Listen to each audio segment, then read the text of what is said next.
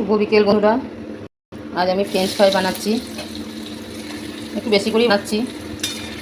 ফ্রিজে ভরে রেখে দেবো, ডিপ ফ্রিজে স্টোর করব, তারপর যখন যেমন ইচ্ছা হবে ভাজবো আর খাবো।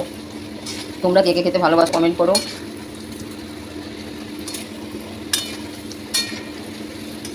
রেসিপিটা আমার দেওয়া হলো না, কারো যদি দরকার হয় বলো, রেসিপিটা আমি কমেন্টে জানিও, রেসিপিটা আমি দিয়ে দেবো। এগুলো কিন্তু খুব বেশি ভাজা হবে না, অর্ধেক ভেজে ঠান্ডা করে ফ্রিজে স্টোর করতে হবে জিপলক প্যাকেট ভরে।